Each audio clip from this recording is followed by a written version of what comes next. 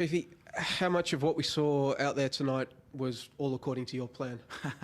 Not, my plan was to come here and try and win 4-0, so it didn't quite work out like that. No, that was a fantastic match to be part of. I felt as though, I said this in the interview I just did out on the pitch, I thought Popper's subs and his approach was actually quite smart because it kind of stopped us doing what we wanted to do, because Arzani coming off the bench, Brimmer, it's a different dynamic. Whereas if they're starting, it's different with their subs. So I thought on that part, it neutralised us a little bit. So taking that into the next game, I think we might have to be a little bit more creative. Did that catch you off guard? I'm sure that you spent most of the week preparing for Brimmer and Arzani to start, and then the teams get in and they're on the bench. Yeah, when I saw the lineup, there was a part of me, the naive part, thinking, okay, maybe they're a little bit gassed from the weekend, but then I'm thinking the 8-day recovery, so then if he finishes stronger, he thinks maybe we don't have the depth in order to counter that. So I thought I thought it was a good play, if that's what he meant. If he didn't and he was just resting, it still worked out quite well. But again, I think the more disappointing part for me was the last 25. I think there was an opportunity to sneak a goal there, and there was a big moment where OVH Oscar Van Hanem played a switch ball, and I thought that was a really good moment to counter. We had like 2 or 3 like that, but I think we're a little bit gassed, and I think the game took the energy out of the players, especially after the first 10 minutes. We were on top and we had a lot of chances, and then and credit to Victory, they're very hard to beat at home. Having said all that, of course, 0-0 heading into a second leg, which will be played at your home ground in front of one of, if not the biggest crowds in Wellington Phoenix history. Yeah. Is that advantage Phoenix heading into the second leg? Well, I think the most important thing is that we have our own fate and destiny in our own hands. Like, for me, that was the most important thing going to this last game. I didn't want to be, like 1 or 2 goals down and then, we're kind of chasing our tails. I wanted to go home with just a simple victory at home being enough to get us through. So we've done that. I think one thing that needs to be, praised with the team is that that's their first point in a semi-final. We also have a lot of young players that haven't played in that situation, and I think they're one match better for the experience. But now I think the crowd is actually going to be the decisive factor in the game coming up. I think if we can get close to, even if it's close to 25,000, anything above 25,000 is going to give us an advantage, especially when those moments get tough. Like you saw with the with the small contingent of fans, BK rolled them up a little bit, in that first half, and they went crazy. And I noticed, our fans are here, which was great. And I think if you have 25,000 people screaming at the same time, it's going to be a great atmosphere. There've been such cagey games between yourselves and Victory this year. Yep. With that 0-0, as you say, fate in your own hands, home crowd, is it the shackles off a little bit? You won't want to give too much away, but going into that, I imagine you want to really take it head on, that chance. Yeah, I think as much as you can plan, the dynamic on the pitch and the feel of the game will overtake what that structure and the discipline you want. The big thing for me was tonight that we got something out of the game, so it gives the boys the confidence that, okay, this works, and that if we take that next step, we can actually capitalise. And again, at home, I think we play differently. We're a little bit more free, and maybe that's the fans, maybe it's the pitch, maybe it's the fact that teams have to travel. It's all these little factors. So I'm actually looking forward to it now. I think it's going to be, regardless, there'll be history on Saturday, and I hope we can do the country proud. It felt like Alex Rufer was everywhere, getting in the way of everything tonight. How important was it? What did you make of his performance, especially as the captain too in that role? Yeah, I think leadership is his behaviour, and his behaviour was exceptional tonight. He turned over the ball a couple of times. He just got on with it. Defensively, it was fantastic. He covered a lot of the half space runs from the attackers and was able to win a lot of second ball. And so for me, fantastic. But I think you can apply that to a couple of the other players that put a massive stint in today. Just on Costa's performance. Yes. Scored a lot of goals this season, but just some of his work off the ball. The first half pressing, second half chasing down the zone on the counter-attack. Just thoughts on his game off the ball? Yeah, I thought that's experience. For me, that he understood the moment, he understood what was needed. was the press working unbelievably well? Well, we started in a diamond, and we had Borley playing in behind both Costa and BK to clean up any loose player that picked up the ball. But then when they rotated into a 3 with their fullback pushing high and the winger come inside, made it a little bit more difficult. And then we changed it. And then the thing is that I was able to then coach on the run with Costa, and then he just took it on board. And then even in the second half, we changed his shape 3 times, and he just got on with it and just whatever. Changed him from the middle, changed him to the left, played him up top, and that was great. And then you need those players. If you have too many young players and they're a little bit inexperienced, they kind of get, they lose their heads a little bit. And I think Costa was great tonight. I just wanted to ask, what's this next week going to look like for you? Just obviously do the recovery from this game, and then do you have much time on the training pitch with your team, or are you just going to kind of take it a bit easy this week and fully recover? I think for a large part the conditioning side and is predominantly done throughout the season. You get towards the end of the year, especially in these moments, you really want to taper off. You don't want to give them too much, because if you're having to get their fitness up at this stage is a big problem.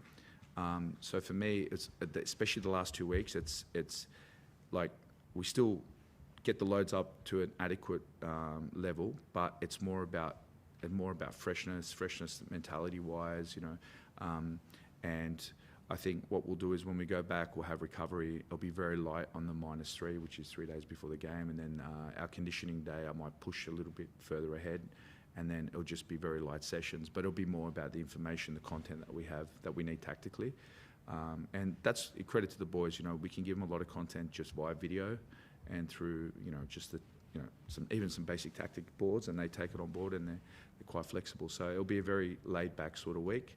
The boys who didn't play probably be conditioned a little bit more, and we need to get their loads up so that if they need to come off the bench or they're going to start, that they're ready.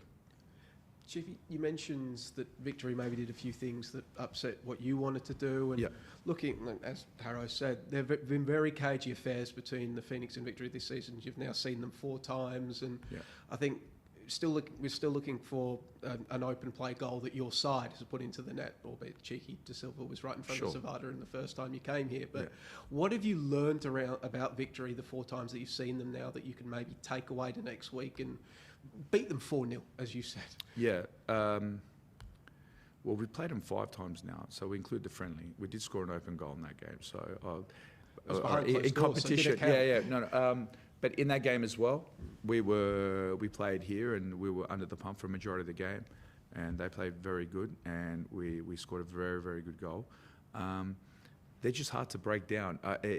As much as I can wish or plan, again, it's going to come down to the game. And I think, look, if you looked at the first 10, 15 minutes tonight, I actually think we could have scored twice. We had 2 big chances, and if we just capitalise, I think the game opens up. It has a different context. They probably have to be a little bit more daring. They don't want to lose at home.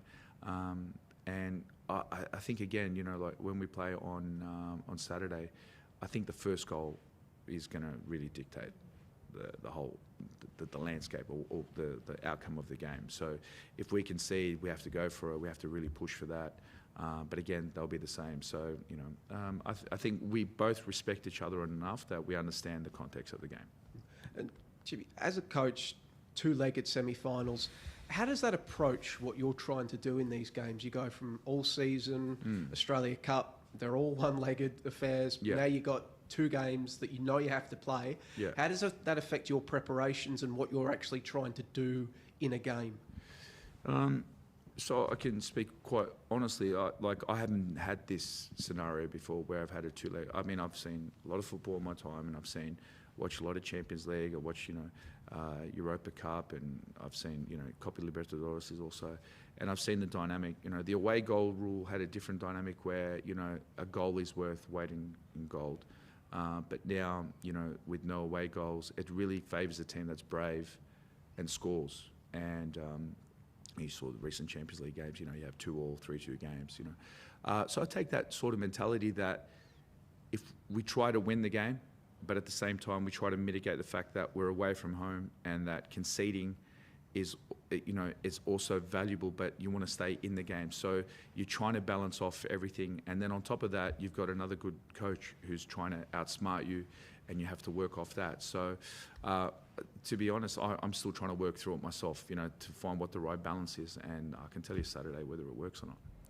Last time you were in Wellington against Victory, it was a raucous. Finn Sermon headed that ball home, and it was raining, and it was a big party. What sort of atmosphere are you after this week from your fans, and or next week? And what do you want them to bring? What's your message to them? No, my message is I want everyone to come out to the game.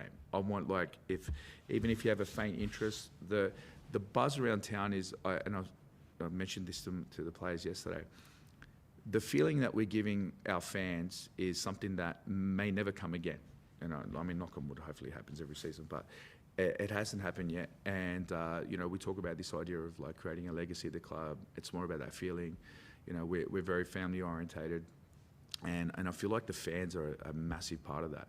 So the buzz I want this week is I want to continue on that. I want to give them hope, and for me it's more of a celebration about a whole season, coming to the last game.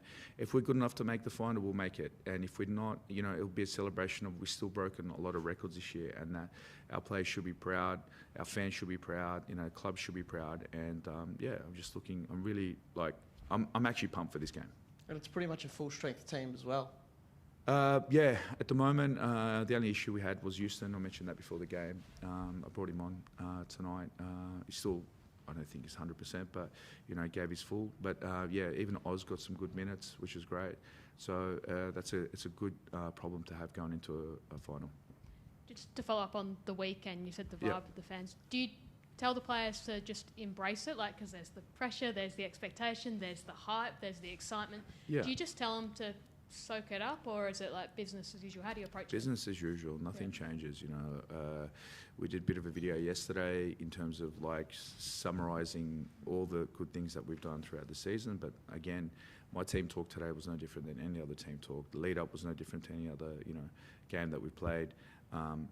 And I'm a firm believer that being in control of what you can control is the most important thing, and it's what got us here. And I always talk about there's an uneasiness that you feel in these games.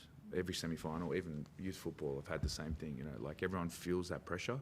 If I harp on about the pressure, it exacerbates what they're feeling. I don't want that. I just want them to embrace it, be comfortable with being uncomfortable, and then hopefully they gain the experience so they can just push through that last part.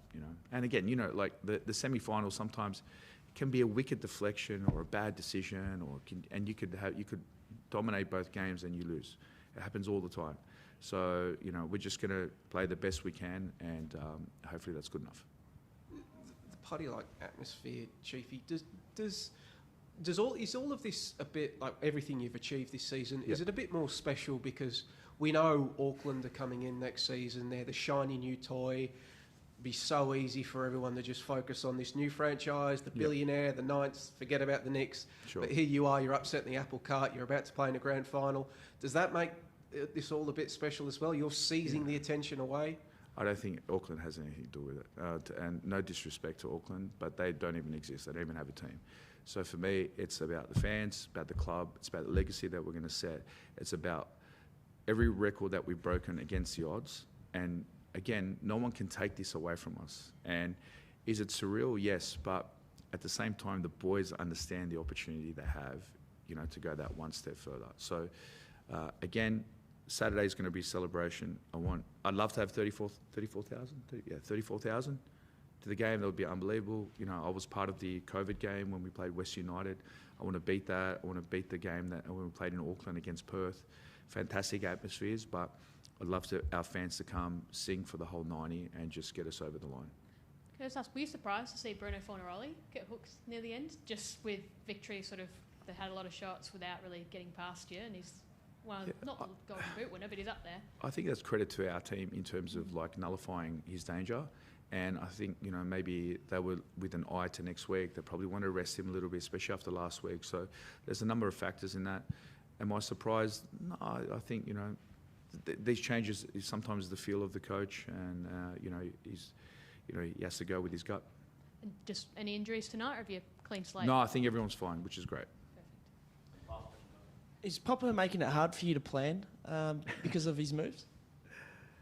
because of his moves, Yeah. like what I mentioned before in terms of the unpredictability and the substitutes he pulled today, or the starting 11 with 4 changes. Yeah, but that's I think that's that's part of coaching, right? If you watch Serie A and probably more Serie A than any other league, coaches are pulling moves on each other constantly. It's a minute thing, not a just before the game and then at the end of the game we just pray that it works. That's good coaching, I think. Constantly changing, constantly evolving, making sure the opposition can't get settled. I like to think we do the same thing as well.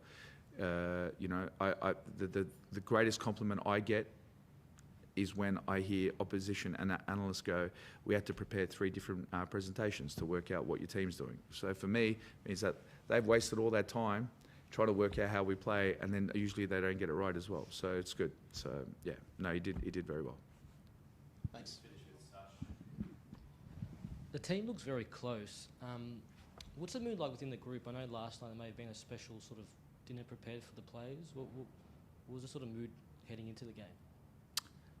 So last night it was more of a casual, dinner, because it'll be the last time that we sit together as a group away from home.